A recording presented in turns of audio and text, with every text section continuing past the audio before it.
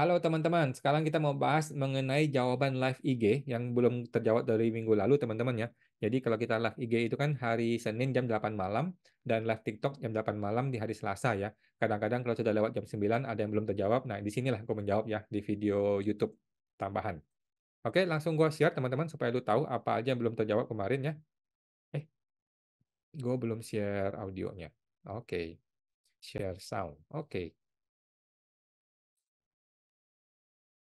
Oke, kita mulai teman-teman. Yang pertama dari Pak DN Haryanto, kemarin belum terjawab ya, mohon maaf Pak. Malam kawan, malam Pak Hari. Sekitar 8 tahun lalu saya ada beli emas.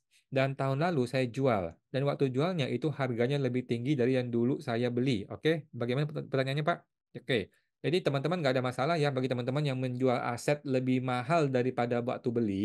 Berarti kan ada keuntungan. Itu namanya capital gain. Oke, capital gain, teman-teman tinggal laporkan di SPT tahunan orang pribadi di lampiran 1 halaman 2 yang paling bawah yang namanya penghasilan keuntungan dari penjualan aset. Oke, laporkan di lampiran 1 halaman 2 yang bagian paling bawah yang namanya keuntungan dari penjualan aset. Nah, itu tuliskan di situ nilai capital gain-nya. Nanti kena PPh progresif, teman-teman ya. Oke, thank you Pak Haryanto. Bapak Haryanto 33, Kok Awan, kalau PT ada istilah RUPS, gue gedein deh. Kalau PT ada istilah RUPS, kalau CV istilahnya apa ya kok? CV nggak ada RUPS teman-teman ya. Apakah rapat umum pengurus CV? Nggak ada teman-teman ya. CV itu tidak ada rapat umum begitu-gituan. CV itu kalau mau bagi preview langsung aja transfer, beres gitu teman-teman ya. Jadi CV itu tidak ada rapat umum pemegang saham tuh nggak ada. CV itu tidak perlu rapat apapun. Kalau mau bagi preview atas laba ditahan langsung lu transfer selesai itu maksudnya. Oke, thank you Pak Hayanto, semoga terbantu. Bapak Hayanto 33, kemudian Bapak DN Haryanto. Yang tadi ya, bagaimana pelaporan SPT-nya ya kok? Apakah dari emas berubah jadi uang tunai begitu saja? Nah, jadi waktu Anda jual emas, kan itu uang bisa berupa tunai, bisa berupa rekening, bisa berupa deposito, bisa berupa mobil, bisa berupa rumah. Pokoknya Anda laporkan nilai hartanya itu pada kondisi 31 Desember. Oke, pada saat 31 Desember, barang itu, uang itu sudah berbentuknya apa? Itu dilaporkan sebagai harta. Kemudian penghasilannya dilaporkan di lampiran 1 halaman 2 yang paling bawah namanya keuntungan dari penjualan harta, laporkanlah capital gain-nya atau keuntungannya saja, nanti bayar PPh progresif. Gitu. Banyak orang gini loh, banyak orang berpikir, wah mahal juga ya PPh progresif ya. Gimana caranya supaya nggak bayar PPh progresif ya? Ini mindset yang salah teman-teman ya, ini pemikiran yang salah. Yang benar adalah gua akan bayar gitu, harus bayar. Memang memang lu dapat untung, lu harus bayar pajak gitu teman-teman ya. Itu mindset yang betul. Pajak itu nggak besar kok sebenarnya. Kalau lu 100 juta ya cuma 5%, karena kan ada PTKP gitu ya. Jadi nggak besar sebenarnya. Kalau sampai di atas 500 juta keuntungannya ya bisa dapat kena 30% gitu ya. Tapi kan lu masih dapat 70% ya. Bayar 30% masih ada 70% masih oke dong gitu ya. Jadi sebenarnya pajak itu bukan untuk dihindari ya, tetapi memang harus kita bayar gitu teman-teman. Kalau nggak dibayar nanti negara gimana dong? Itu ya teman-teman ya. Semoga teman-teman Pak D. Haryanto. Dan Bapak DN Haryanto, kemudian Ibu Anissa Fauzizah. Kok kalau pegawai tidak tetap, tapi ditanggung perusahaan, itu apakah tetap di gross up? Jawabannya di gross up, Bu ya. Iya, di gross up. Ya. Jadi kalau ditanggung perusahaan ya di gross up namanya. Gitu. Oke, semoga teman-teman Bu Anissa. Ibu Nilu Putu Aprianti Kemara, apakah omset 500 juta? Apakah lapor tiap bulan? Bagaimana caranya kok? Jawabannya tidak perlu Bu ya, tidak perlu lapor tiap bulan, cukup dibayar saja ketika melewati 500 juta. Udah, gitu aja. Kalau sebelum 500 juta nggak usah bayar, kalau setelah 500 juta bayar gitu dan tidak perlu lapor apapun setiap bulannya. Cukup nanti laporkan di SPT tahunan. Oke, Bu Putu semoga terbantu. Bu Anissa Fauzizah. Kemudian Ibu Nilu Putu Aprianti Kemara. Kemudian Bapak Ibu Riana Chuang. Malam kok, malam Bu. Mau tanya pelaporan 21 karyawan di bawah PTKP yang tidak dilapor bulanan, tapi lapor di akhir tahun masa Desember 2023. Itu isinya di mana saja? Di 211, di satu masa pajak atau 1 tahun? eh di satu masa paling diisi Bu, di 1 tahun juga diisi ya. Jadi memang memang begitu ya bulan Desember, yang masa 1 bulannya diisi, kan diisi di bagian itu tuh, di bagian yang dikumpulin rame-rame itu loh. Oke. Kemudian diisi juga untuk yang masa 1 tahun ya. kalau dia pegawai tetap ya. Karena kan nanti mau dibikinin A1 untuk orang ini. Oke? Semoga teman tuh Bu Riana. Kemudian Ibu Riana Chuang, mohon maaf teman-teman ya, mohon maaf ya, kita akan jawab di video YouTube ya. Bapak Ichi Bobon, Pak, mau tanya, kalau saya punya kredit di bank dan belum pernah saya tulis di SPT tahunan sebelum-sebelumnya, bagaimana pencatatannya kalau mau ditulis di SPT tahun ini? Dan apa resiko yang mungkin terjadi karena telat lapor? Oke, kalau nilainya besar, Bapak mau pembetulan boleh. Tetapi kalau tidak mau pembetulan, Bapak langsung lapor saja apa adanya di SPT terbaru, Pak. Kalau Bapak masukin hutang kan berarti kan harta turun, jadi nggak ada masalah, gitu kan? Jadi laporkanlah hutang itu kondisi 31 Desember 2023 nanti. Gitu, Pak. Nggak ada masalah sih. Cuma Bapak mesti cek ya ke stabilitas harta dan hutangnya. Kalau harta turun sih nggak ada masalah. Gitu sih, Pak. Kalau Bapak nambah hutang kan berarti harta turun. Harusnya nggak ada masalah, Pak. Kalau mau pembetulan, boleh juga. Itu lebih bagus. Kalau ada waktu untuk pembetulan. Oke? Saya mau katakan itu Pak Ici. Di Bobon, Bapak DN Haryanto. Malam kawan, sekitar, oh tadi sudah ya. Ini yang berubah emas ya. Haryanto, Bapak DN Haryanto, Bapak Hendra Basuki 5220. Kawan malam Pak. Mau tanya, bila suatu bulan ada THR, pastinya cara TER 21 jadi lebih besar. Padahal akhir Desember jadi lebih bayar. Oke, terus gimana Pak? Jadi Bapak nggak usah khawatir ya Bapak Hendra dan teman-teman. Ketika tiba saatnya THR, potonglah TER sesuai tabel TER. Kecuali negara mengatakan lain. Gitu teman-teman ya. Jadi sekarang ini kita kita nggak usah mikirin bulan Desember, masih jauh banget ya. Sekarang ini negara belum memberikan solusi apapun.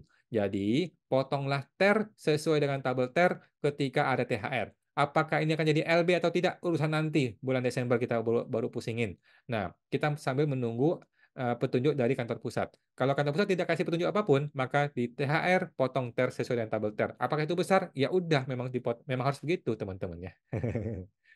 Teman-teman tuh Pak Hendra. Hendra Basuki 5220.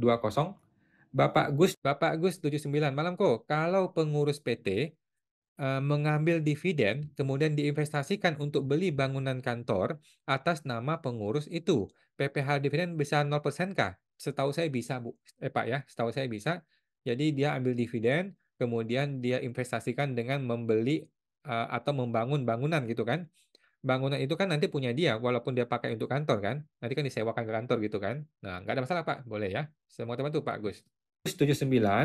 Ingat ya, dilapor di e-reporting investasi selama 3 tahun berturut-turut ya, kalau mau bebas 0% ya. Bapak Gus 79 lagi. Oke.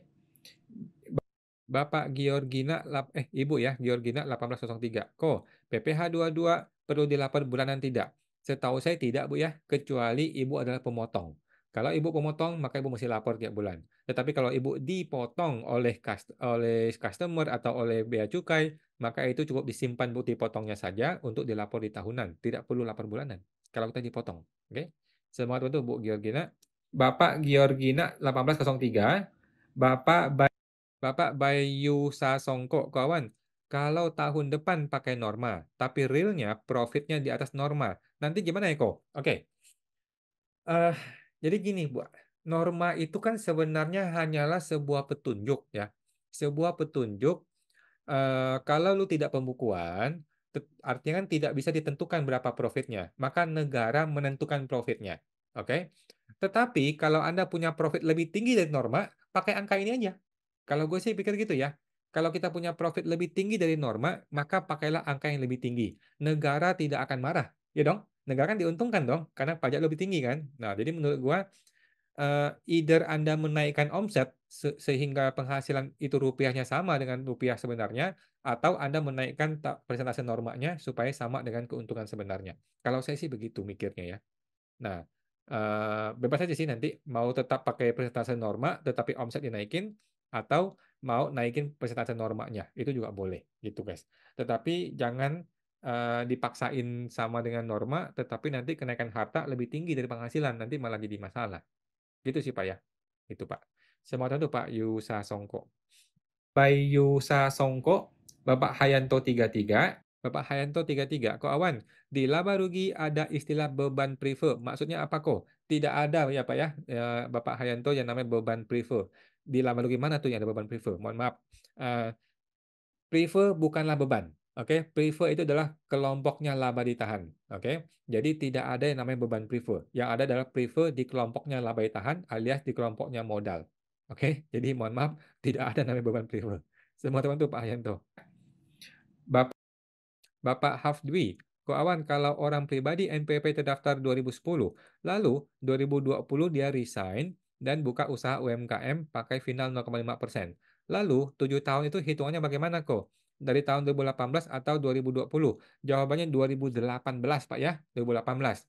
Jadi masa UMKM itu dimulai ketika orang punya NPWP, bukan ketika dia mulai usaha UMKM. Nah, berhubung dia sudah punya NPP sebelum 2018, maka dihitung dari 2018. Nah, artinya orang ini akan berakhir di Desember tahun ini, 2024, mulai Januari 2025 dia akan berpindah menjadi PPh normal. Oke. Pak Hafdwi, Ibu Ika Agustia. Ibu Ika Agustiarti, kalau omsetnya menurun, pembayaran PPh 25 cicilannya bagaimana? Ya turunin Bu, nggak apa-apa. Ya. Jadi strateginya adalah ketika bikin SPT tahunan, tidak semua PPh 25 itu dikreditkan. Nah, kita buang sebagian dengan cara di jurnal ke beban pajak, beban PPh, kemudian di koreksi fiskal. Sehingga PPh 25 tahun berikutnya akan bisa turun. Itu strateginya Bu ya. Oke. Semoga itu Bu Ika Agustiarti. Kemudian Ibu Simase. Malam Pak, mau tanya. Untuk ah, mau tanya, untuk WPOP luar negeri, apa langsung kena PPh pasal 26 dengan tarif 20%? Setahu saya iya Pak. Ya, ketika kita membayar ke luar negeri, maka potong 20% PPh 26. Kecuali dia punya formulir DGT ya. Formulir yang transfer pricing itu, transfer pricing, yang tax treaty ya. Kalau dia punya formulir tax treaty-nya, maka kita tidak potong, kita potong sesuai dengan tarif tax treaty-nya. Kalau nggak ada, kita langsung potong 20%. Oke, semoga teman itu Pak Si masih. Bapak Ibu Teti Dung. Kok tanya lagi dong. Kalau PT sudah selesai SP2DK, apakah masih bisa ada kemungkinan diperiksa kah? Jawabannya bisa. Gua barusan tuh minggu lalu ada pemeriksaan klien gua, tetapi dulu SP2DK baik-baik aja tuh. Nah, waktu SP2DK kan kita sudah deal tuh bayar berapa dan baik-baik aja gitu ya. Tiba-tiba ada pemeriksaan. Ya udah, mau gimana? Gitu ya. Jadi boleh Bu, bisa aja pemeriksaan. Terserah dia, suka-suka orang pajak. Ibu Si Mase, Bapak Tetidung, Bapak Hafin 88, malam kawan, malam Pak. Apakah suami istri dapat fasilitas omset tidak kena pajak 500 juta? Jawabannya iya Pak ya, masing-masing dapat ya. Atau hanya suami yang dapat fasilitas saja? Jawabannya masing-masing Pak ya. Jadi istri 500, suami 500. Total 1M dapat fasilitasnya. Gitu. Oke, semua itu untuk Pak Hafin. Hafin 88, Bapak Hayanto 33. Bapak Hayanto 33, Ko Awan. Ternyata bukti potong dari bank tidak semuanya ada nomornya. Kok bisa itu Bang? Kacau. Apakah jika kita hanya mengisi jumlah bunga, namun tidak mengisi nomor bukti potongnya, apakah boleh? Jadi gini Pak, ini bunga apa nih? Kalau bunga bank, memang tidak perlu Pak isi nomornya. Kan? Bunga bank itu kan PPh final ya. PPh final isi di lampiran 3. Di lampiran 3 itu kita hanya cukup nilai total DPP-nya saja, kemudian PPh-nya 20%. Udah, gitu aja. Tidak perlu isi bukti potong ya. Bukti potong itu hanya diisi di lampiran 2 ketika dapat bukti potong yang tidak final. Sedangkan dari bank biasanya final kan, maka nggak perlu Pak ya bukti potong. Coba Bapak nggak perlu nomornya maksud saya. Oke, langsung diisi aja Pak ke lampiran 3. PPh final. Kemudian Bapak Jimmy pamitan. MPP pisah kok. Dari bank langsung ke anak perusahaan tidak melalui induk perusahaan. Apakah tetap dianggap hutang piutang? Saya agak lupa Pak mengenai gimana kasusnya, tetapi menurut saya tetap dihutang piutang deh. Jadi dari bank ke induk atau ke anak gitu kan kirim uang ada hutang piutang. Menurut saya tetap hutang piutang. Jadi tinggal diatur aja nih skema hutang piutangnya Pak. Oke. Semoga teman tuh Pak Jimmy. Bapak Jimmy pamitan, Ibu Kristiana Oi. Malam kok. Bagaimana caranya untuk mengurangi angsuran 25 untuk PT? Karena beberapa bulan ini perusahaan mengalami kerugian. Saya sudah tanya ke AR, angsuran PT 5 tetap harus disetor sebesar perhitungan SPT. Oke. Jadi, Ibu harus segera membuat SPT 2023 ya, segera bikin SPT-nya. Di dalam SPT itu, Ibu tuliskan laba rugian. Laba rugian mungkin rugi atau mungkin turun omsetnya gitu kan. Kemudian PPh 25-nya yang sudah dibayar itu dibuang sebagian. alias tidak dikreditkan sebagian, alias dihanguskan sebagian dengan menjurnal kepada beban PPh, kemudian dikoreksi fiskal. Oke? Nah, sehingga PP 25 tahun berikutnya, alias tahun 2024 ini, cara ngitungnya adalah dengan laba yang baru, ya kan? Laba yang baru dibagi 12, udah, gitu aja. PPh yang baru ya. Nah, itu Bu, semangat itu Bu Christina Oi. Ibu Christine Anoy, Aoi. Oke. Oke teman-teman ya. Mohon maaf yang belum. Oke teman-teman, sudah selesai semua ya. Jadi itu aja teman-teman. Kesimpulannya hari ini gue mau bikin judulnya apa ya? Judulnya adalah PPh UMKM 500 juta itu tidak usah lapor tiap bulan. Itu judulnya. Oke. Menjelang akhir Februari teman-teman kita masih mau promo nih ya. Bahwa kita ada kelas baru yang namanya Akunting UMKM.